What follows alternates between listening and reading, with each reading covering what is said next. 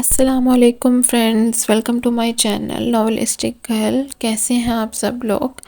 امید کرتی ہوں کہ آپ لوگ خیریت سے ہوں گے۔ تو ویڈیو کو سٹارٹ کرنے سے پہلے اگر ابھی تک آپ نے میرے چینل کو سبسکرائب نہیں کیا یا آپ فرسٹ ٹائم ویڈیو کو دیکھ رہے ہیں اور آپ ناول لور ہیں تو آپ جلدی سے میرے چینل کو سبسکرائب کر دیں اور بیل آئکن کو پریس کرنا مت بھولیے گا، کیونکہ اس چینل پہ آپ کو بہت ہی امیزنگ ناولز پہ وائس اوور سننے کو ملے گا۔ تو اس طرح سے آپ کو ایپیسوڈز کے نوٹیفیکیشن ساتھ ساتھ ملتے رہیں گے، اور آپ لوگ ویڈیو کو دیکھتے ہیں تو کمپلیٹ واچ کیا کریں اور لائک بھی کیا کریں اور اچھے اچھے کمنٹس بھی کیا کریں اور اپنی رائے کا اظہار کیا کریں۔ تو جیسے کہ آپ لوگوں کو پتہ ہے کہ ہم نے روح یارم سٹارٹ کیا ہوا تھا، اور آج روح یارم کی لاسٹ ایپیسوڈ ہے۔ تو آپ لوگ مجھے ضرور بتائیے گا کہ آپ کو یہ ناول کیسا لگا، اچھا لگا، اور drop your favourite novel recommendation in comment section. I will try my best کہ اسی ناول پہ میں وائس اوور کروں، بٹ میں نے آپ لوگوں کے کمنٹس ریڈ کر کے یہی آئیڈیا کیا ہے کہ زیادہ تر لوگ چاہ رہے ہیں کہ بلیک مون کے سیزن 2 پہ وائس اوور کیا جائے، بٹ پھر بھی آپ لوگ کمنٹ کریں تو میں پھر اس کے بعد اسی ناول پہ وائس اوور کروں گی، اور زیادہ سے زیادہ اپنے فرینڈس میں شیئر کریں تاکہ میرے چینل کو آپ لوگ سبسکرائب کریں۔ میں آپ کے لیے اگر اتنی ایفرٹ کرتی ہوں تو ان ریٹرن آپ لوگ اپنا پیار ایسے ہی دکھا سکتے ہیں کہ آپ میرے چینل کو سبسکرائب کریں، ویڈیو کو لائک کریں اور اچھے اچھے کمنٹس کریں۔ اور اس کے علاوہ اگر آپ لوگ چاہتے ہیں کہ ناولز کے ساتھ ساتھ میں ٹرو سٹوریز پہ بھی ویڈیوز بناؤں تو وہ بھی آپ مجھے کمنٹ سیکشن میں ضرور بتائیں کہ میں اور کس طرح کی ویڈیوز بناؤں ناولز کے علاوہ۔ اور اگر آپ لوگ اپنی پرسنل سٹوریز شیئر کرنا چاہتے ہیں، اور اگر آپ کے پاس کوئی ایسی سٹوری ہے جو آپ کو لگتا ہے کہ آپ کو شیئر کرنی چاہیے تو آپ ضرور مجھ سے شیئر کریں۔ میں اس پہ بھی ویڈیوز بنا کے لوگوں کے ساتھ شیئر کروں گی اگر مجھے لگے گا کہ وہ ریئل سٹوری اور اچھی سٹوری ہے۔ تو آپ ضرور کمنٹ سیکشن میں اپنی رائے کا اظہار کریں۔ تو چلیں آج کی ایپیسوڈ کی طرف چلتے ہیں۔ لاسٹ ایپیسوڈ ہے، ناول ہے روح یارم، اور اس کی رائٹر ہیں عریشہ۔ روح میرے ساتھ شاپنگ مال چلو گی؟ مجھے کچھ چیزیں لینی ہیں، ضروری نہ ہوتی تو تمہیں نہ کہتی، لیلا نے اس کے قریب آ کر کہا۔ ہاں کیوں نہیں لیلا، میں تمہارے ساتھ چلوں گی، لیکن ایک بار یارم سے پوچھ لوں۔ کل ان لوگوں کو یہاں سے جانا تھا، اس سے پہلے لیلا اپنے لیے کچھ چیزیں خریدنا چاہتی تھی۔ اسے خضر کا روک ٹوک کرنا، اس پر حکم چلانا، اسے اپنی مرضی کے کپڑوں میں دیکھنا، یہ ساری چیزیں لیلا کو بہت اچھی لگتی تھیں۔ آج تک کوئی نہ تھا جو اس کی ڈریسنگ سینس پر کومنٹ کرتا یا پھر اسے صحیح غلط کی پہچان بتاتا، لیکن خضر اس کے ایک ایک مومنٹ کو نوٹ کرتا تھا، اور لیلا کو یہی چیز اچھی لگتی تھی کہ کس طرح سے وہ اس کی ہر ایک بات، ہر ایک چیز کو نوٹ کرتا ہے۔ لیلا کو اس کا حکم چلانا، اپنے آپ پر حق جتانا اچھا لگتا تھا، اسی لیے وہ چاہتی تھی کہ وہ اس کے پسند کی کچھ ڈریسز خرید لے، اور کچھ نہ صحیح خضر خوشی ہو جائے گا۔ ٹھیک ہے تم دونوں جاؤ، خضر تم دونوں کو چھوڑ آئے گا، اور جب آنا ہو مجھے فون کر دینا، میں تمہیں لینے آ جاؤں گا، یارم نے اسے اجازت دیتے ہوئے کہا۔ معصومہ کو بھی اپنے ساتھ لے جاؤ، بیچاری یہاں اکیلی رہ کر کیا کرے گی؟ اس سے پوچھا تھا لیکن اس نے انکار کر دیا۔ وہ کہہ رہی تھی کہ ایک بار پورا گھر ٹھیک سے صاف کروائے گی اپنی نگرانی میں، اور اسے کچھ خریدنا بھی نہیں تھا۔ روح اسے بتا کر جا چکی تھی۔ جب وہ فاطمہ بی بی کے کمرے میں آیا تو دیکھا معصومہ بیٹھی فاطمہ بی بی کی تصویر پکڑے رو رہی تھی۔ وہ اس کے قریب آ کر بیٹھ گیا۔ کیا ہوا؟ وہ جانتا تھا اس تھوڑے سے وقت میں معصومہ فاطمہ بی بی کے بہت قریب آ چکی ہے۔ یارم سر، میری ماما کو بھی کینسر تھا، اور ان کے آخری وقت میں کوئی بھی ان کے ساتھ نہیں تھا۔ وہ بابا کو بہت مس کرتی تھی، روزانہ فون کر کے کہتی کہ واپس آ جائیں، اور بابا کہتے یہاں اور لوگوں کو ان کی ضرورت ہے۔ مجھے تب بابا پر بہت غصہ آتا تھا، مجھے غلط لگتے تھے، لیکن اب نہیں سر، میرے بابا ٹھیک تھے، انہوں نے کبھی کوئی غلط کام نہیں کیا۔ معصومہ نے اپنی آنکھوں سے آنسو صاف کرتے ہوئے کہا۔ ہاں معصومہ، تمہارے بابا بالکل ٹھیک تھے، انہوں نے کبھی کوئی غلط کام نہیں کیا، انہوں نے جو کچھ بھی کیا اچھے کے لیے کیا۔ اب یہ رونا دھونا بند کرو اور میرے لیے اچھی سی چائے بناؤ، میں بھی تو دیکھوں میری چھوٹی سی بہن کیسی چائے بناتی ہے۔ یارم نے اس کا دھیان بٹانا چاہا تو وہ مسکراتے ہوئے اٹھ گئی۔ سچ کہتے ہیں لوگ، ماں باپ ایک نعمت ہوتے ہیں، اللہ کی طرف سے دیا گیا سب سے حسین تحفہ۔ نہ جانے کیوں کچھ لوگوں کو اس رشتے کی قدر ان کے جانے کے بعد ہوتی ہے۔ مال میں اس وقت شاپنگ کر رہی تھی، جبکہ ایک لڑکا نہ جانے کب سے انہیں گھورے جا رہا تھا۔ ہاتھ میں سگریٹ لیے اجڑی ہوئی حالت میں وہ کوئی گنڈا ہی لگ رہا تھا۔ لیلا کا دل چاہا کہ جا کر اس کا دماغ ٹھکانے لگاتی، جو کب سے ان کا پیچھا کیے جا رہا ہے، لیکن پھر اس نے یہاں تماشا کرنا بہتر نہ سمجھا اور خضر کو فون کیا اور پھر اسے ساری بات بتائی۔ خضر نے کچھ ہی دیر میں آنے کا وعدہ کرتے ہوئے فون بند کر دیا۔ وہ کافی دیر سے پارکنگ میں اس کا انتظار کر رہی تھی، جبکہ وہ لڑکا نہ جانے کہاں جا چکا تھا جب خضر کی گاڑی سامنے آ کر رکی۔ خضر تم نے اتنی دیر لگا دی اور لڑکا نہ جانے کہاں چلا گیا، ورنہ ڈونٹ وری میں اسی لڑکے کا دماغ ٹھکانے لگانے گیا تھا، لیکن یارم کو غصہ آیا اور اس کا بازو توڑ دیا۔ غلطی کی سے بتا کر پہلی بار تمہارے سامنے ہیرو بننے کا موقع مل رہا تھا، وہ بھی ہاتھ سے نکل گیا۔ خضر نے ٹھنڈی آہ بھری اور لیلا کی طرف دیکھا۔ میرے ڈیئرسٹ حبی، تم ہمیشہ میرے ہیرو رہو گے، لیلا نے چہکتے ہوئے کہا، جبکہ روح اس لڑکے کا بازو ٹوٹنے کے بارے میں سن کر پریشان ہو چکی تھی اور گھر جاتے ہی اس نے یارم سے اس بارے میں بات کرنے کے بارے میں سوچا تھا، لیکن گھر جا کر اسے یارم سے بات کرنے کا وقت ہی نہ ملا۔ اب رات کا کھانا کھا کے وہ اپنے کمرے میں آئی تو یارم پہلے سے کمرے میں تھا۔ یارم، آپ نے اس لڑکے کا بازو کاٹ دیا، روح افسوس سے بولی۔ دل تو میرا اس کی آنکھیں نکالنے کو کر رہا تھا جو تمہیں دیکھ رہی تھی، یارم نے پرسکون انداز میں بیڈ کی کراؤن سے ٹیک لگاتے ہوئے کہا۔ یارم، آپ نے مجھ سے وعدہ کیا تھا کہ آپ کسی کو نہیں ماریں گے۔ روح نے اسے اس کا وعدہ یاد دلاتے ہوئے اس کے اندر احساس جگانے کی کوشش کی۔ جب یارم نے اپنا سر اس کی گود میں رکھ لیا، ہاں جانم، میں نے وعدہ کیا تھا کہ میں کسی کو نہیں ماروں گا، لیکن کسی کے ہاتھ پیر نہیں توڑوں گا، یہ وعدہ تو نہیں کیا تھا میں نے۔ یارم، کاظمی اپنے دشمن کو اگر مارے نہ تو اسے جینے کے قابل میں نہیں چھوڑتا۔ یارم نے اسے اپنے قریب کرتے ہوئے کہا۔ جب وہ پیچھے ہٹی، میری بات نہ ماننے والا بھی میرا دشمن ہے، اس نے روح کے اس طرح سے پیچھے ہٹنے پر کہا۔ ہاں، میں بھی دشمن ہوں آپ کی، مار ڈالیں مجھے بھی، روح نے روٹھتے انداز میں کہا۔ مارنا ضروری تو نہیں، میں اپنے ہر دشمن پر اپنے دماغ کے حساب سے وار کرتا ہوں۔ تو کیا کہتا ہے آپ کا دماغ میرے بارے میں؟ مجھے کس طرح سے ماریں گے؟ روح نے در بدر جواب دیا۔ ہاں، یہی تو مسئلہ ہے جانم، تمہارے معاملے میں دماغ کام نہیں کرتا، صرف دل کام کرتا ہے۔ اسے اپنے قریب کرتے ہوئے فرار کی ساری راہیں بند کر دی۔ وہ سب لوگ جانے کے لیے بالکل تیار تھے، سارا سامان گاڑی میں رکھ چکے تھے، انہیں 10 منٹ میں نکلنا تھا۔ وہ سب تعظیم کے گھر سے ان سے مل کر نکلنے تھے، جبکہ روح کو گلے لگائے مسلسل رو رہی تھی۔ سب لوگ باہر گاڑی میں بیٹھ کر ان کا انتظار کرنے لگے جب یارم اسے جلدی آنے کا کہہ کر نکلا۔ اس نے گاڑی گلی کے نکڑ پر کھڑی کی تھی، کیونکہ اگر یہاں کوئی اور گاڑی رکے تو دوسری گاڑی کے نکلنے کی جگہ نہیں بچتی تھی۔ روح سب سے مل کر تیزی سے باہر نکلی جب یارم کے قریب سے ایک گاڑی اسی گلی میں داخل ہوئی، اور دیکھتے ہی دیکھتے روح گلی سے غائب ہو گئی۔ بس اگر اسے کچھ سنائی دیا تو وہ روح کی آخری یارم کے نام کی چیخ تھی۔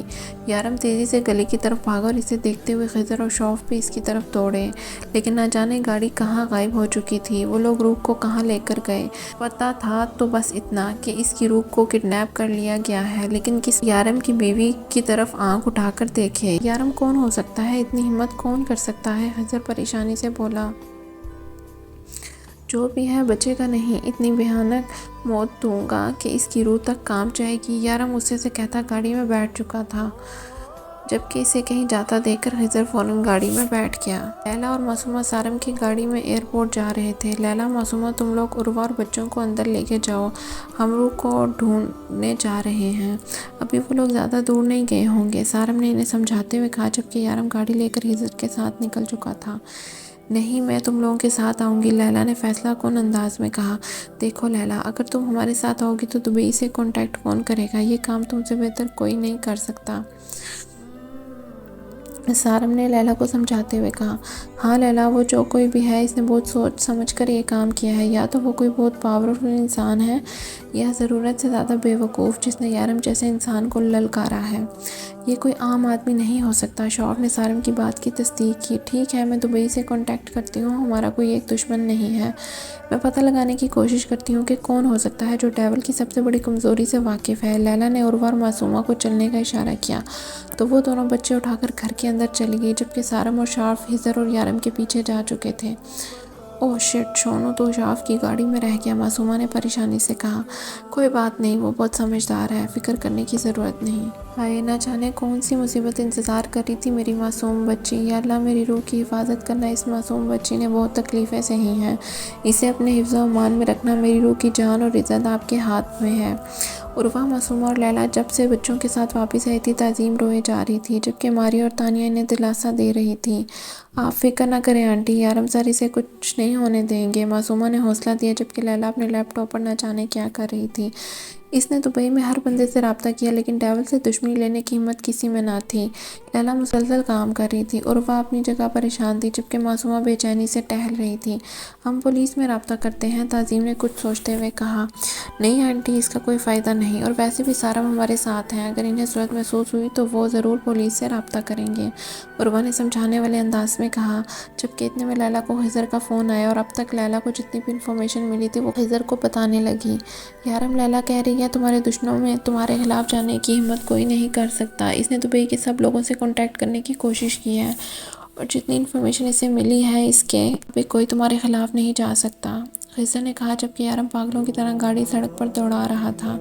وہ جو کوئی بھی ہے میرے بارے میں بہت کچھ جانتا ہے، اسے پتا ہے روح میری کمزوری ہے، اس نے میری کمزوری پر ہاتھ ڈالا ہے اور میں اسے زندہ زمین میں گاڑ دوں گا، یارم غصے سے چلایا۔ وہ تقریباً 1 گھنٹے سے مسلسل گاڑی چلا رہا تھا، اس کی نظر سڑک پر چلتی گاڑی پر تھی، جبکہ اس کے فون پر انجان نمبر سے فون آیا۔ یارم نے ایک نظر خضر کو دیکھا اور پھر فون اٹھا لیا۔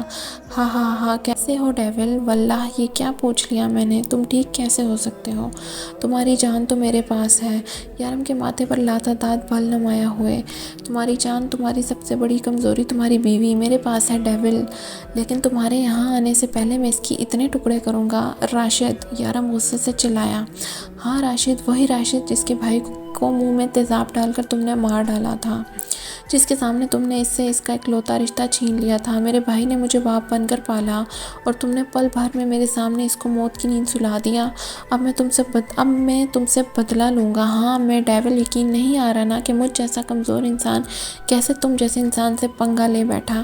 محبت سب کچھ کرواتی ہے ڈیول، جس طرح سے تم نے مجھ سے میرا پیارا عزیز بھائی چھین لیا، اسی طرح میں تم سے تمہاری عزیز جان بیوی کو چھینوں گا۔ اب میں تم سے تمہارا اکلوتا رشتہ چھینوں گا۔ مجھے پتا ہے تم مجھے ڈھونڈ کر مار دو گے، اور مجھے موت کا خوف بھی نہیں ہے، میں مرنے کے لیے تیار ہوں، لیکن مرنے سے پہلے میں تمہیں ہراؤں گا، اپنا بدلہ پورا کروں گا۔ خیر یہ تو تم سمجھ چکے ہوگے کہ تم سے پنگا لینے سے پہلے میں نے اپنے دل سے موت کا خوف ختم کر ہی لیا ہوگا۔ تم جلدی سے یہاں آ جاؤ، لیکن تمہارے آنے سے پہلے تمہاری روح کے جسم سے اس کی روح پرواز کر جائے گی۔ کبھی کسی سہارے نہیں ہونا ڈیول، لیکن اب تم ہارو گے، میں جانتا ہوں تم مجھے زندہ نہیں چھوڑو گے، لیکن اب زندگی سے زیادہ ضروری مجھے تمہیں ہرانا ہے، تمہارا جھکا ہوا سر دیکھنا ہے، میں تمہیں زندہ نہیں چھوڑوں گا۔ یارم پھر سے چلایا۔ شوق سے مار دینا، لیکن پہلے اپنی روح کو تو بچا لو، بیچاری تکلیف سے تڑپ رہی ہے۔ میں تمہیں ایڈریس سینڈ کرتا ہوں، اگر ہے بس میں تو جلدی سے آ کر اپنی روح کو مرتے ہوئے دیکھو، جتنی جلدی آؤ گے اتنی جلدی اس کی جان بچا پاؤ گے۔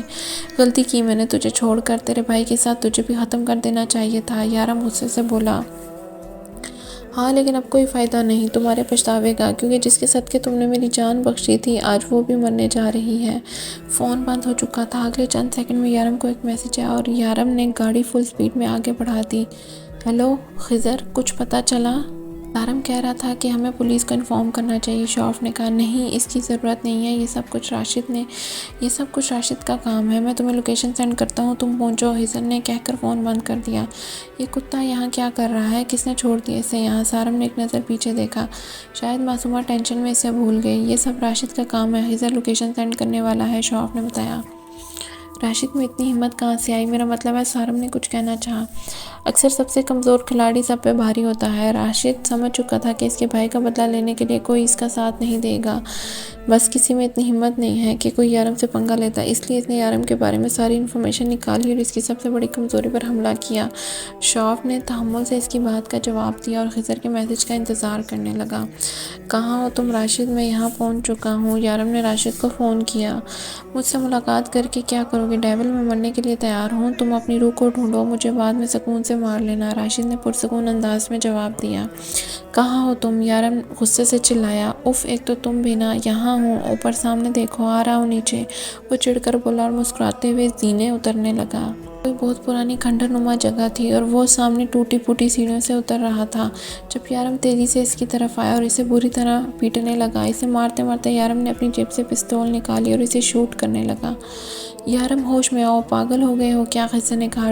خضر اسے روکو مت، ڈیول مارو مجھے، قسم سے مار ڈالو، لیکن اگر میں مر گیا تو روح کے بارے میں کون بتائے گا؟ تمہیں ملک کو مار کر خود پر رسک لے سکتے ہو، لیکن اگر تمہاری روح کو کچھ ہو گیا تو وہ آنکھوں میں شیطانیت لیے بولا۔ تمہارے پاس بہت کم وقت ہے راشد، اپنی موت کا انتظار کرو، یارم نے اپنے سرخ انگاری نما آنکھوں سے دیکھتے ہوئے کہا۔ اور تمہاری روح کے پاس تھوڑا سا وقت بھی نہیں ہے ڈیول، میں اس کی دونوں نسیں کاٹ چکا ہوں، وہ اپنی آخری سانسیں گن رہی ہے، شاید گن چکی ہوگی۔ وہ مکروہ انداز میں ہنسا۔ تم ہار گئے یارم کاظمی، میں نے تم سے تمہاری سب سے عزیز چیز چھین لی، لیکن شاید وہ ابھی زندہ ہو، وہ اس کھنڈر میں ہے، اسے ڈھونڈ لو، اگر ڈھونڈ سکتے ہو تو آ جاؤ، ڈھونڈو، ایسے وقت ضائع مت کرو، کہیں وہ مر نہ جائے، جاؤ اپنی روح کو تلاش کرو، وہ مر جائے گی۔ ڈیول اگر زندہ ہوئی تو؟ راشد چبا چبا کر بولا۔ اس کی ہنسی میں پاگل پن شامل تھا، جیسے اس کا مقصد ہی یارم کو برباد کرنا ہو اور وہ اپنے مقصد میں کامیاب ہو رہا تھا۔ وہ یارم کو بے بس دیکھنا چاہتا تھا اور دیکھ رہا تھا۔ یارم پاگلوں کی طرح کھنڈر کا چپا چپا چھاننے لگا، لیکن روح کہیں نہ ملی۔ اس کی دونوں نسیں کاٹ دی ہیں، اگر زندہ ہوئی تو بچا لو اسے۔ راشد کے الفاظ اس کے ذہن میں گونجنے لگے۔ نہیں، روح کو کچھ نہیں ہوگا، میری روح کو کچھ نہیں ہوگا۔ شورف اور سارا متعلقہ جگہ پہنچ چکے تھے۔ راشد کو وہاں پاگل کی طرح ہنستے دیکھ کر وہ خضر اور یارم کی طرف آئے، جو بے چینی سے شاید روح کو تلاش کر رہے تھے۔ ارے ڈیول، تم نے اپنے ساتھیوں کو بلا لیا، جاؤ جاؤ تم لوگ بھی ڈھونڈو، کہیں وہ مر نہ جائے، ہاں ہاں ہاں۔ وہ پاگلوں کی طرح ہنستا ان کی بے بسی کا مذاق اڑا رہا تھا۔ کتنے سست ہو تم لوگ، اتنی دیر میں تو وہ مر جائے گی، وہ قہقہ لگا کر بولا جب یارم اسے گھسیٹ کر سامنے کیا۔ کہاں ہے میری روح؟ بولو، وہ دھاڑا تھا۔ ڈھونڈ لو، راشد پرسکون انداز میں بولا۔ راشد، بہت برداشت کر چکا ہوں میں، بہت کم وقت ہے تمہارے پاس میں، مجھے میری روح چاہیے ورنہ۔ وہ اپنی پستول کو لوڈ کرتے ہوئے بولا۔ نہیں ڈیول، میں تمہیں کچھ نہیں بتاؤں گا، تم مجھے موت سے ڈرا رہے ہو، تمہیں کیا لگتا ہے اگر مجھے موت کا ڈر ہوتا تو یہاں تمہارے سامنے کھڑا ہوتا؟ وہ بے خوفی سے بولا، جبکہ یارم اس پہ گن تانے کھڑا تھا۔ نہیں یارم، پاگل ہو گئے ہو کیا؟ روح کے بارے میں اس کے علاوہ اور کوئی نہیں جانتا۔ یارم اسے سمجھانے کے لیے آگے بڑھا جب پیچھے سے اچانک گولی چلنے کی آواز آئی۔ وہ جھٹکے سے مڑا، سامنے زمین پر راشد تڑپ رہا تھا اور دیکھتے ہی دیکھتے وہ ان کے سامنے دم توڑ گیا۔ اس شخص نے یارم کو ہرانے کے لیے اپنا آپ ختم کر دیا۔ یارم تیزی سے اس کی طرف بڑھا۔ نہیں نہیں راشد، تم ایسے نہیں مر سکتے، مجھے میری روح کے بارے میں بتائے بغیر نہیں مر سکتے، تم اٹھو، میں کہتا ہوں، dam it, I say open your eyes you buster, میں کہتا ہوں اٹھو۔ وہ غصے سے اس کی بے جان وجود کو مارنے لگا۔ اٹھو، بتاؤ مجھے میری روح کہاں ہے، بولو اسے اٹھے ورنہ میری روح نہیں، اس نے اس کی نسیں کاٹ دی ہیں، اس بسٹر کو بولو اٹھے، خضر بولو اسے اٹھے، میری روح مر جائے گی۔ یارم پاگلوں کی طرح اسے جھنجھوڑ رہا تھا۔ دیکھ میں تیرے سامنے ہاتھ چھوڑتا ہوں، پلیز مجھے بتا دے میری روح کہاں ہے، وہ مر جائے گی، خضر میری روح مر جائے گی۔ یارم نے اسے پیچھے کی طرف دھکا دیا اور ایک بار پھر سے اسے جھنجھوڑنے لگا۔ یارم چلو یہاں سے، روح یہاں نہیں ہے، ہم نے کوئی جگہ نہیں چھوڑی، اگر یہ یہاں ہوتی تو اب تک مل چکی ہوتی، یارم نے اسے سمجھایا۔ نہیں سارم، مرتا ہوا انسان جھوٹ نہیں بولتا، وہ مجھے بے بس دیکھنا چاہتا تھا، مجھ سے بدلہ لینا چاہتا تھا، دیکھو اس نے بدلہ لے لیا، میری روح کو مجھ سے دور کر دیا، اس نے مجھ سے میرا سب کچھ چھین لیا، میری روح کو مجھ سے چھین لیا، اس نے روح کو یہیں کہیں پر چھپایا ہے۔ یارم اگر وہ یہاں ہوتی تو کیا ہمیں نہیں ملتی؟ ہم نے ہر جگہ ڈھونڈ لیا، خضر نے کہا۔ نہیں خضر، اگر یہ اس کی پلاننگ ہوتی تو وہ کبھی نہیں مرتا، وہ کبھی میرے سامنے ہی نہیں آتا، مجھے لگتا تھا یہ آدمی میرا کچھ نہیں بگاڑ سکتا، لیکن دیکھا اس نے کس طرح سے مجھ سے میرا سب کچھ چھین لیا، دیکھا تم نے کس طرح سے اس نے میری دکھتی رگ پر وار کیا ہے۔ یارم بے بسی سے بولا۔ شونو جو کب سے بھونک بھونک کر اسے اپنی طرف متوجہ کرنے کی کوشش کر رہا تھا، شوف نے اسے ہاتھ مار کر پیچھے کیا۔ ٹھیک ہے یارم، اگر تمہیں لگتا ہے کہ روح یہاں ہے تو ہم اسے ڈھونڈنے کی کوشش کرتے ہیں، سارم نے اٹھتے ہوئے کہا۔ تو شونو اسے دیکھ کر بھونکنے لگا۔ اف، یہ کتا یہاں کیوں آیا ہے؟ سارم جھنجھلا کر بولا۔ ایک تو پہلے ہی اتنے پریشان تھے، اوپر سے شونو انہیں مزید تنگ کیے جا رہا تھا۔ شوف ایک بار پھر اوپر چلا گیا، جبکہ خضر کھنڈر کی پچھلی طرف اور سارم وہاں کے ٹوٹے پھوٹے کمروں کی طرف چلا گیا، جبکہ یارم راشد کے بے جان وجود کو دیکھ رہا تھا، جیسے اسے گھورنے سے وہ زندہ ہو کر اس سے روح کے بارے میں بتا دے گا۔ بے ساختہ ہی اس کا دھیان شونو کی طرف گیا، جو ایک پرانے کمرے کی طرف جاتا اور پھر مڑ کر اسے دیکھتا، پھر اس کی طرف آتا اور اسے دیکھ کر بھونکتا۔ پھر لوٹ جاتا، وہ کب سے یہی عمل دہرایا جا رہا تھا۔ یارم کو کچھ گڑبڑ کا احساس ہوا، اسے شونو کے پیچھے جانا بے وقوفی لگا، لیکن پھر بھی وہ یہ بے وقوفی کر گیا۔ کمرے میں داخل ہوا تو شونو زمین پر بڑا کپڑا منہ کی مدد سے کھینچتے ہوئے یارم کو اپنی طرف متوجہ کر رہا تھا۔ یارم نے اس جگہ کو دیکھا جس کے اوپر بہت سارا کوڑا پھینکا گیا تھا، پھر اس نے شونو کے منہ میں دبا ہوا کپڑا دیکھا جو تقریباً ایک سارا ہی زمین کے اندر تھا۔ اس کا بس تھوڑا سا ٹکڑا زمین کے باہر تھا۔ اس کے دماغ میں کچھ کلک ہوا۔ کالے رنگ کا دوپٹہ، صبح روح نے اسی رنگ کے کپڑے پہنے تھے۔ وہ جلدی سے اس جگہ کی طرف آیا اور کچھ کچرا اٹھانے لگا۔ دل میں بے چینی سی ہونے لگی۔ اس کے دل نے بے ساختہ دعا کی تھی کہ وہ جو سوچ رہا ہو وہ نہ ہو۔ اس کا دل بری طرح دھڑکنے لگا۔ اسے لگا جیسے یہ زمین میں ابھی کھودی گئی ہو۔ نرم زمین پر یارم کے ہاتھوں کی حرکت تیز ہو گئی۔ کپڑے کا کچھ اور ٹکڑا سامنے آیا، شاید نہیں، یقیناً زمین کے اندر اس کی روح دفن تھی۔ خضر ناامید ہو کر واپس آیا تو یارم کو نہ پا کر ڈھونڈنے لگا۔ اسے ڈھونڈتے ہوئے وہ سارے کمرے دیکھنے لگا، پھر اس کمرے میں آیا جہاں یارم زمین کھود رہا تھا۔ خضر جلدی سے آگے آیا۔ اب روح کا آدھے سے زیادہ دوپٹہ باہر نکل چکا تھا۔ خضر نے پہلی اونچی آواز میں شوف اور سارم کو پکارا، پھر اس کی پکار سن کر وہ دونوں بھاگے، جبکہ خضر تیزی سے آگے بڑھا اور یارم کے ساتھ مل کر زمین کھودنے لگا۔ شوف اور سارم کمرے میں آئے تو انہیں حد کی تہہ تک پہنچنے میں دیر نہ لگی۔ ان دونوں نے آگے بڑھ کر ان کا ساتھ دیا۔ وہ کھودنے میں احتیاط برت رہے تھے جب شوف کے ہاتھ میں روح کا کٹا ہوا ہاتھ آیا۔ اس کے ہاتھ کی نس کو بری طرح سے کاٹا گیا تھا، پر اس کا ہاتھ دیکھ کر شوف کے ہاتھ میں مزید تیزی آ گئی۔ ان چاروں نے مل کر کافی ساری زمین کھودی تھی۔ وہ روح ہی تھی۔ ان چاروں نے مل کر کافی ساری زمین کھود لی تھی۔ وہ روح ہی تھی، اس بات کا یقین وہ پہلے ہی کر چکے تھے، لیکن جب روح کا مٹی سے بھرا ہوا جسم سامنے آیا، یارم نے بے چینی سے اس کا چہرہ صاف کیا۔ نہ جانے کتنی دیر سے وہ زمین کے اندر تھی۔ یارم کو صدیق کی موت یاد آئی۔ اس نے صدیق کو اسی طرح سے زمین کے اندر سے نکالا تھا۔ اسے لگا جیسے روح کی سانسیں رک چکی ہوں۔ خضر فوراً گاڑی کی طرف بھاگا۔ روح آنکھیں کھولو، روح تمہیں کچھ نہیں ہوگا، اٹھو میری جان، میں تمہیں کچھ نہیں ہونے دوں گا۔ یارم اسے باہوں میں بھرے گاڑی کی طرف بھاگا۔ کیا ہوا ہے ان کو؟ ڈاکٹر نے حیرانگی سے دیکھا۔ ڈاکٹر پلیز آپ پہلے اس کی جان بچائیں، اس وقت سب سے ضروری پیشنٹ کی جان بچانا ہے۔ سارم نے اپنا ID کارڈ نکالا اور ڈاکٹر کو دکھایا۔ کچھ دیر میں پولیس یہاں پہنچ جائے گی، میں جانتا ہوں یہ پولیس کیس ہے، اس کو ایک مہرے کے طور پر ہمارے خلاف استعمال کیا گیا ہے، پلیز اس کی جان بچائیں۔ سارم نے کہانی بنائی اور ڈاکٹر کو اپنی بات پر یقین دلاتے ہوئے روح کو چیک کرنے کے لیے راضی کیا۔ ان کی ہارٹ بیٹ بہت سلو ہے، دعا کریں، اب سب اللہ کے ہاتھ میں ہے، ڈاکٹر نے تسلی دیتے ہوئے کہا۔ یہ لیڈی 3 منتھ سے پریگننٹ تھی، ڈاکٹر نے افسوس سے کہا۔ تھی مطلب؟ خضر نے یارم کے کندھے پر ہاتھ رکھا جو خاموشی سے کھڑا تھا، جیسے جو کچھ ہو رہا ہے وہ سب سے انجان ہے۔ جی، ان کا مسکیریج ہو چکا ہے اور لیڈی کی جان بھی خطرے میں ہے، دعا کریں کہ وہ کومے میں نہ چلی جائیں، اگر ایسا ہوا تو ہم انہیں نہیں بچا سکیں گے، ڈاکٹر نے کہا اور وہ واپس چلا گیا۔ یارم تم خاموش کیوں ہو؟ سنا تم نے؟ ڈاکٹر نے کہا کہ اگر روح کو ہوش نہ آیا تو وہ مر سکتی ہے۔ خضر نے اس کے بے تاثر چہرے کو دیکھتے ہوئے کہا۔ یارم تم خاموش کیوں ہو؟ خضر نے اسے دیکھتے ہوئے پوچھا۔ سب کچھ ختم ہو گیا خضر، یہ میرے گناہوں کی سزا دی گئی ہے، میرا بچہ مر گیا ہے، میری بیوی اندر بے جان پڑی ہے، میں یہاں بیٹھا اپنی بے بسی کا تماشا دیکھ رہا ہوں، میں کچھ نہیں کر سکتا۔ راشد مجھے ہرانا چاہتا تھا، دیکھو اس نے مجھے ہرا دیا، اس نے میری کمزوری پر وار کیا، میرا سب کچھ چھین لیا، کچھ بھی تو نہیں میرے پاس۔ یارم کاظمی ہار گیا خضر، یارم کاظمی اپنا سب کچھ ہار گیا۔ یارم تم ایسے نہیں ہار سکتے، تم ایسے کیسے ہمت ہار سکتے ہو؟ روح کو کچھ نہیں ہوگا یار، پلیز صبر کرو، تم روح سے پہلے مر رہے ہو، خضر نے سمجھاتے ہوئے کہا۔ ہاں، کیونکہ میں جانتا ہوں کہ روح نہیں بچے گی، یہ اللہ کی طرف سے میرے لیے سزا ہے، میرے گناہوں کا انجام یہی ہونا تھا، اللہ نے مجھے میرے گناہوں کی سزا دے دی ہے خضر۔ یارم اپنی آنکھوں سے بہتے آنسو کو صاف کرنے کی زحمت نہ کی۔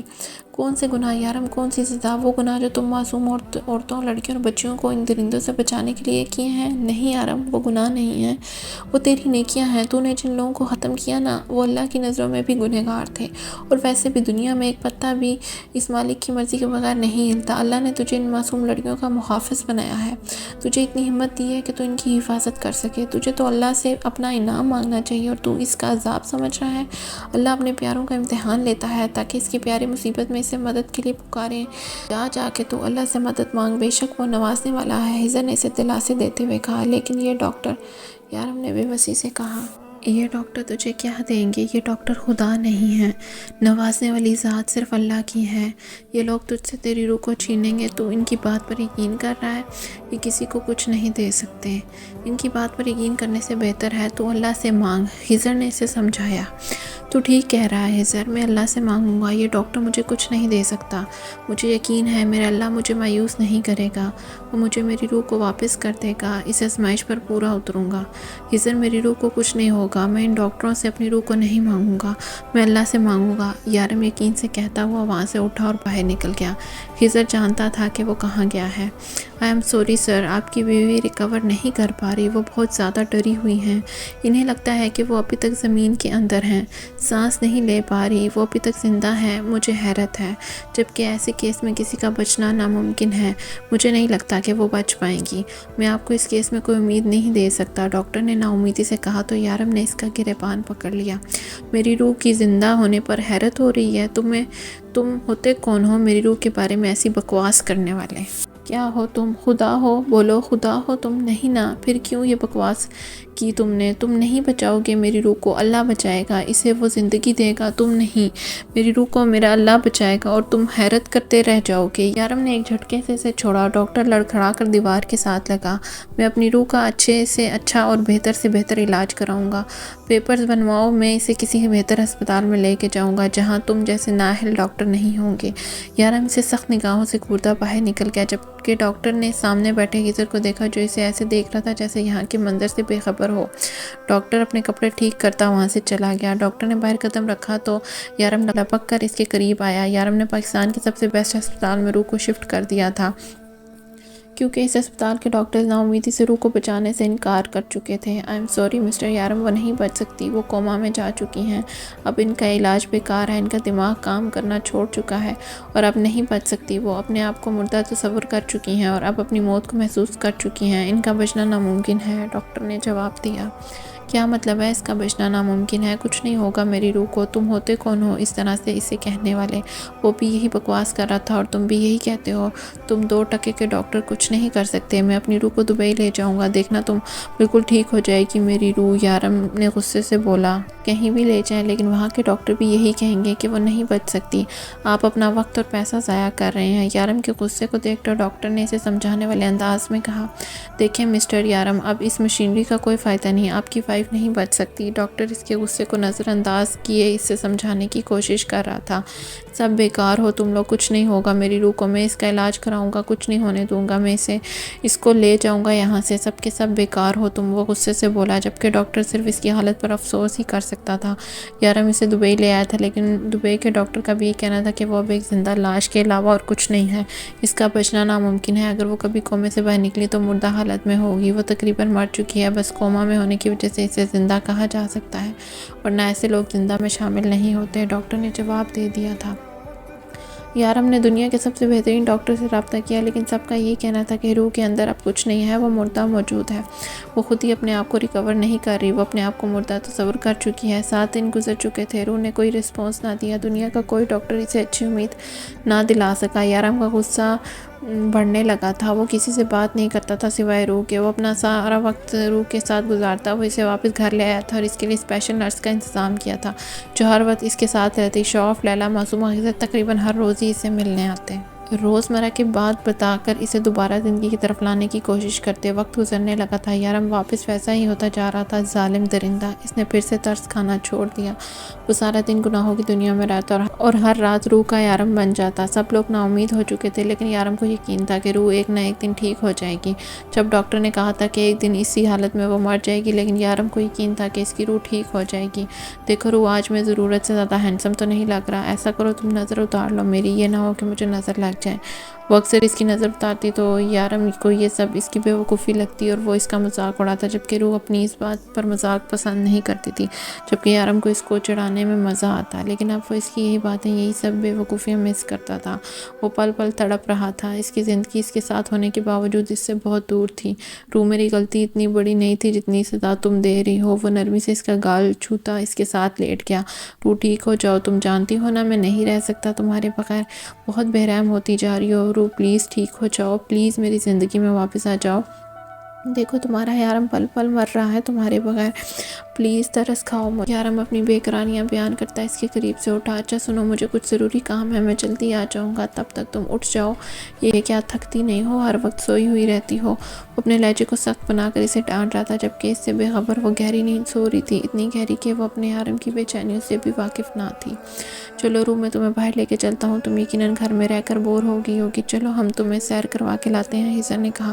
حذر روز کی طرح آج بھی اس سے ملنے آیا تھا۔ ڈاکٹر نے کہا ہے کہ وہ اپنی موت کو قبول کر چکی ہے، اگر اب وہ کومے سے باہر آئی تو مردہ حالت میں ہوگی، وہ کبھی بھی مر سکتی ہے۔ 2 ماہ گزر چکے تھے، روح کی حالت میں کوئی بہتری نہ آئی۔ یارم اس کا کسی بچے کی طرح خیال رکھتا ہے، جبکہ روح کسی اور ہی دنیا میں تھی، اسے اپنے آس پاس کا احساس نہ ہوتا، یا شاید ہوتا، لیکن ڈاکٹر کے مطابق وہ اپنا سارا جسم چھوڑ چکی تھی، اس کا دل و دماغ، جسم کا کوئی حصہ نارملی کام نہیں کر رہا تھا، اسے مشینوں کے سہارے زندہ رکھا جا رہا تھا، اور ڈاکٹر کے مطابق اب یہ مشین اپنا فرض ادا کر چکی تھی۔ یارم گھر واپس آیا تو نرس جا چکی تھی، اس کے کپڑوں پر خون لگا تھا، وہ دوسرے کمرے میں جانے لگا کہ دل میں ایک عجیب سے ڈر نے جنم لیا۔ وہ بھاگ کر اپنے کمرے میں آیا، روح دیکھنے لگا، اس پر خوف طاری ہونے لگا۔ اس نے نرمی سے روح کے چہرے پر ہاتھ پھیرا، اسے کچھ عجیب لگا، پھر اس نے مشین کی طرف دیکھا، وہ لائن جو روح کی چلتی سانسوں کو ضائع کرتی تھی وہ بالکل سیدھی ہو چکی تھی۔ حقیقت قبول کرنا مشکل تھا، لیکن یارم کی روح اس سے بہت دور جا چکی تھی، اتنی دور کہ واپسی کا سفر اب ممکن نہیں تھا، اس کی روح زندگی سے موت کا سفر طے کر چکی تھی۔ روح، تم اپنے یارم کے ساتھ ایسا نہیں کر سکتی، روح اٹھو پلیز، دیکھو نا میں مر جاؤں گا، پلیز اٹھ جاؤ، میں کیسے رہوں گا تمہارے بغیر، تم جانتی ہو میں نہیں رہ سکتا، جانتی ہو نا تم، چلو شاباش اٹھ جاؤ پلیز، ہاتھ جوڑتا ہوں میں تمہارے سامنے، دیکھو روح میں ہاتھ جوڑتا ہوں، پلیز اٹھ جاؤ۔ وہ کسی دیوانے کی طرح بول رہا تھا، پلیز مجھے چھوڑ کر مت جاؤ روح، میں مر جاؤں گا تمہارے بغیر، میں نے کہا نا تم سے میں تمہارے بغیر نہیں رہ سکتا، کہا تھا نا، پھر کیوں جا رہی ہو، اٹھو ورنہ یارم کہتے ہوئے اٹھا اور آگے پیچھے دیکھنے لگا، اس کی آنکھوں میں عجیب سی دیوانگی تھی۔ کمرے کی ہر چیز کی طرف نظریں دوڑاتا، جو چیز ہاتھ آئی اسے توڑتا چلا گیا، اس کے سر پر جنون سوار تھا۔ کچھ ہی دیر میں صاف ستھرا کمرے کا نقشہ بدل چکا تھا، ہر چیز بکھر چکی تھی، صاف ستھرا کمرہ کچھ ہی دیر میں پھیلا ہوا تھا، لیکن روح کے وجود میں کسی قسم کی کوئی حرکت پیدا نہ ہوئی۔ وہ اس کے قریب آیا، اسے جھنجھوڑ کر رکھ دیا، بس بہت ہو گیا مذاق، اٹھو ورنہ میں تمہارے ساتھ بہت برا سلوک کروں گا، روح میں بہت برے طریقے سے پیش آؤں گا، تم میرے غصے سے واقف ہونا جانتی ہو نا میں کیا کر سکتا ہوں، اٹھو بہت ہو گیا۔ وہ اسے اپنے سینے میں بھینجے بولے رہا تھا، جب روح اسے بے خبر بے جان پڑی تھی۔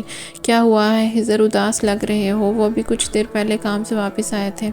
لیلا کب سے اس کی بے چینی کو نوٹ کر رہی تھی۔ لیلا، آج صبح سے ہی نہ جانے کیوں مجھے لگ رہا ہے کہ کچھ برا ہونے والا ہے، مجھے روح کے پاس جانا ہے، میں اس سے ملنے جا رہا ہوں، کچھ دیر میں واپس آ جاؤں گا، حذر نے اٹھتے ہوئے کہا۔ میں بھی چلتی ہوں، بہت دنوں سے ملی نہیں سکی روح سے، آج میں اور معصومہ جانے کے بارے میں سوچ ہی رہے تھے، لیکن کام کی وجہ سے نہیں جا سکی، لیلا نے کہا۔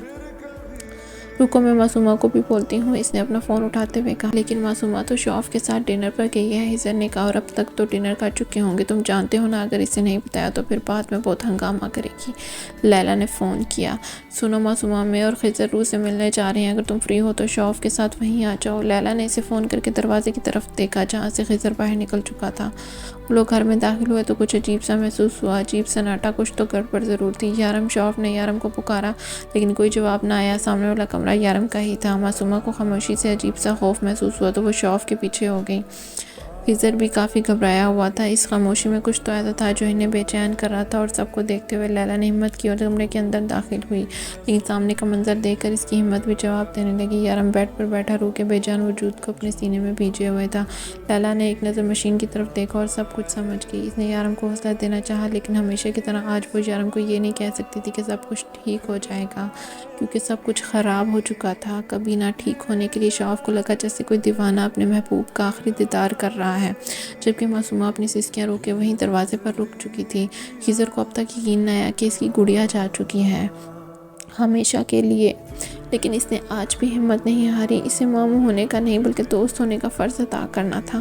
اس نے آگے بڑھ کر یارم کے کندھے پر اپنا ہاتھ رکھا۔ یارم کو اس کے ارد گرد کوئی محسوس ہوا تو اس کی آنکھوں میں نہ جانے کب سے رکے آنسو بارش کے قطروں کی طرح بہنے لگے، اور پھر یارم اپنی روح کو اپنے سینے میں بھیجے دھاڑے مار مار کے رویا، پھوٹ پھوٹ کر رویا۔ ایک درندہ، ایک ڈیول، ایک شیطان، جسے ایک فرشتہ صرف لڑکی سے عشق ہو گیا، اور پھر یارم نے اپنی روح کو کھو دیا جسے اس کے لیے بنایا گیا تھا۔ یارم کو اس طرح اسے روتا دیکھ کر کوئی بھی اپنے آپ پر کنٹرول نہ کر سکا۔ وہ کچھ محسوس نہیں کر رہا تھا، اگر اسے کچھ پتا تھا تو بس اتنا کہ اس کی روح اسے چھوڑ کر جا چکی ہے، اس کا سب کچھ ختم ہو چکا ہے۔ اسے لگا جیسے وہ اپنی آخری سانس لے رہا ہے۔ اس کی روح کے ساتھ اس کی روح بھی پرواز کر رہی ہے۔ سب اسے دلاسے دے رہے تھے لیکن وہ انہیں سن کہاں رہا تھا۔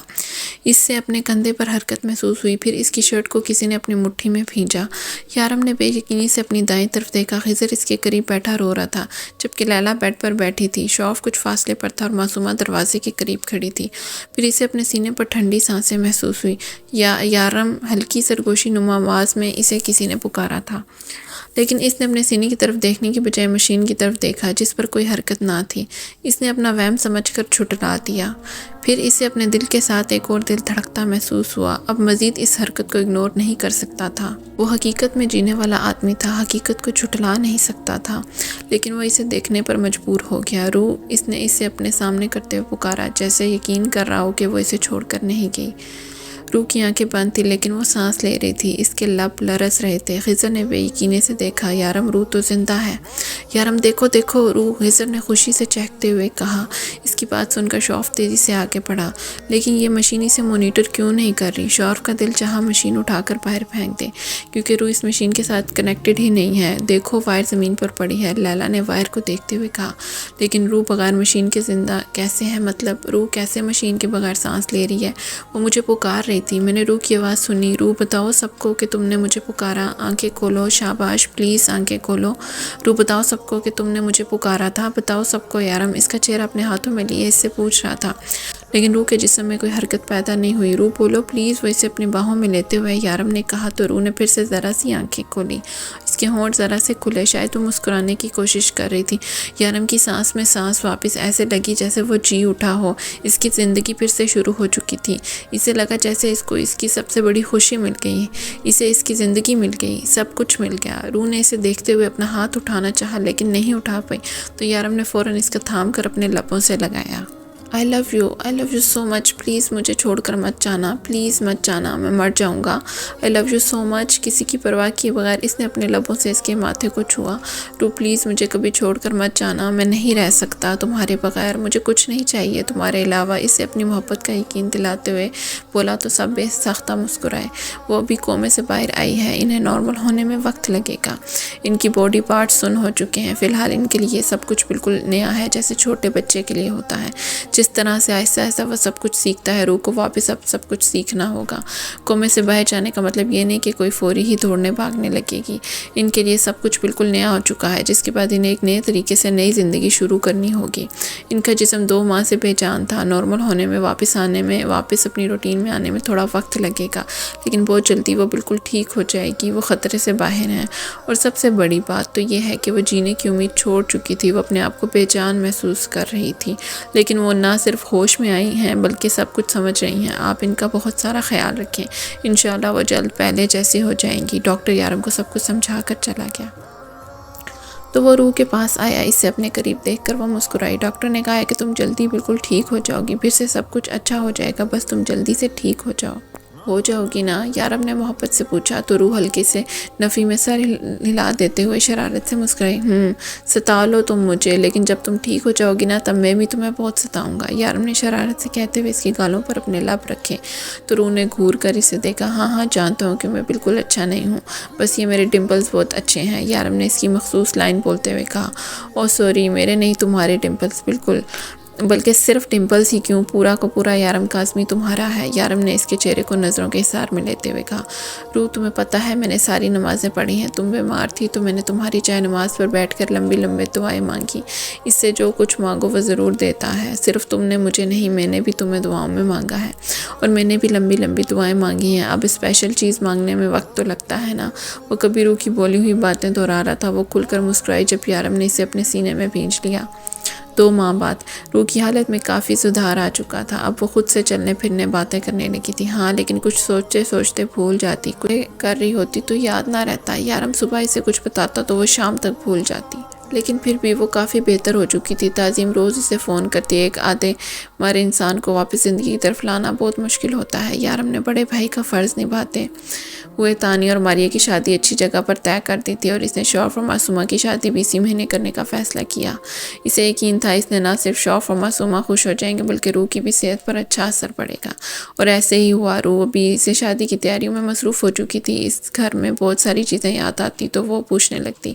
یارم نے اسے گھر کے کے چلنے کے بارے میں کچھ بھی نہ بتایا تھا، کیونکہ وہ نہیں چاہتا تھا کہ روح کو پرانی کوئی بھی بات یاد آئے۔ وہ چاہتا تھا وہ بھیانک دن کسی خواب کی طرح بھول جائے جو ان کی زندگی میں بہت کچھ بدل گیا تھا۔ اب روح آہستہ آہستہ وہ دن بھولتی جا رہی تھی۔ شوف اور معصومہ کی شادی بہت دھوم دھام سے ہوئی تھی۔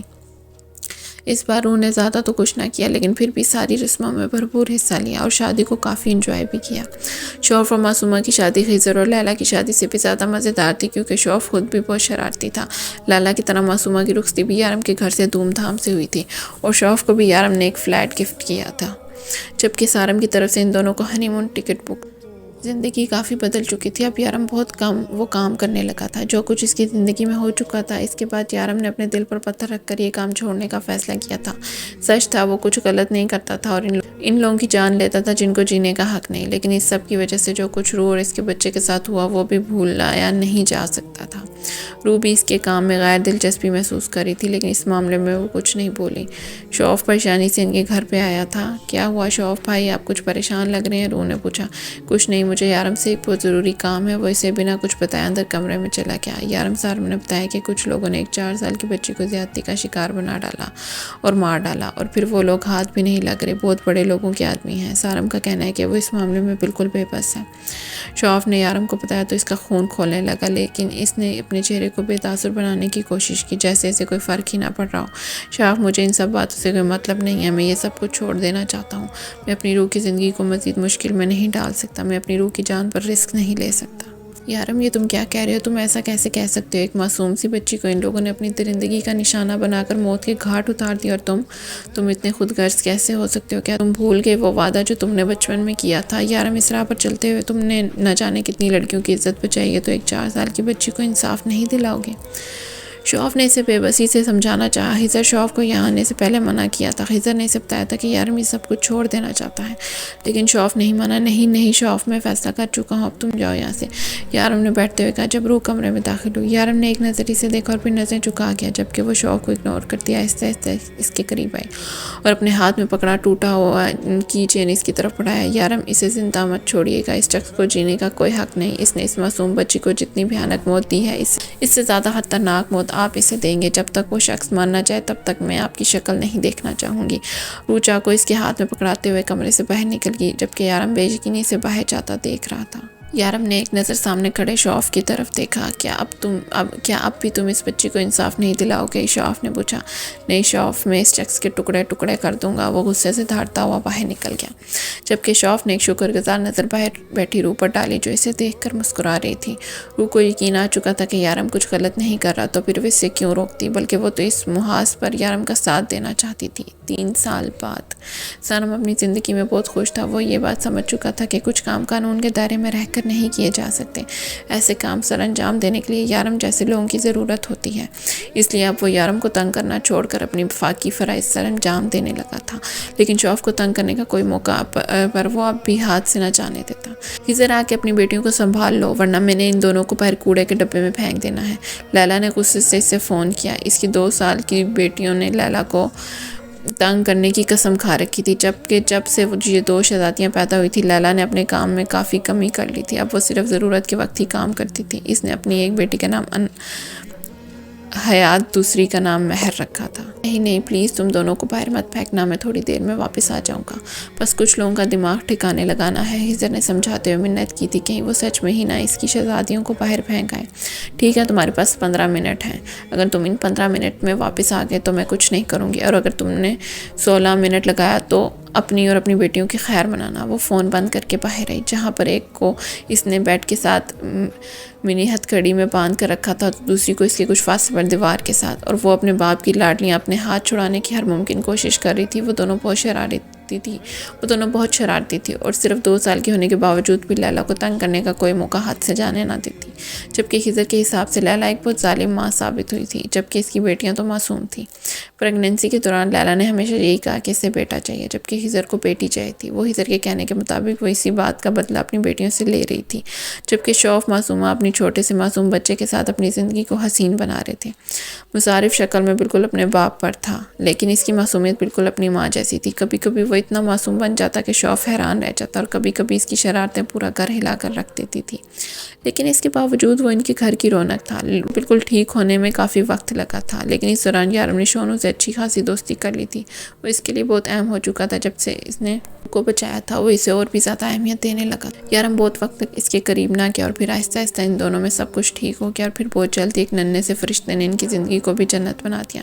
یارم اب بھی خون سے سنے ہوئے کپڑے لے کر گھر آتا جو اکثر دوسرے کمرے میں اتار دیتا۔ روح سب کچھ سمجھنے کے باوجود اکثر اسے کہتی کہ آپ فکر نہ کریں، میں یہ کپڑے صاف کر دوں گی، لیکن وہ کبھی بھی اس بات کو گوارا نہ کرتا کہ اس کی روح کسی کے گندے خون کو ہاتھ لگائے۔ اس نے اپنے گناہوں کی دنیا کو روح سے ابھی بھی بہت دور رکھا تھا۔ وہ سب کچھ جانتی تھی، لیکن پھر بھی یارم اس کے سامنے اس طرح سے ظاہر کرتا تھا وہ ان سب چیزوں سے انجان ہے۔ وہ روح جلدی ہی سمجھ گئی کہ یارم کو اس کا ان سب چیزوں میں انوالو ہونا پسند نہیں، تو روح نے بھی ان باتوں کو اگنور کرنا شروع کر دیا۔ جبکہ یارم کا سب سے بڑا دشمن اس کا اپنا ہی بیٹا تھا، جو اسے روح کے پاس نہ بھٹکنے دیتا۔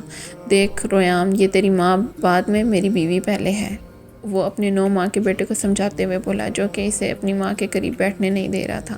وہ کب سے اپنے ننھے ہاتھوں سے اسے مکے مارے جا رہا تھا، جس کا مطلب صاف تھا کہ وہ اپنی ماں کے ساتھ بیڈ پر سوئے گا، وہ اپنی جگہ کہیں اور ڈھونڈ لے۔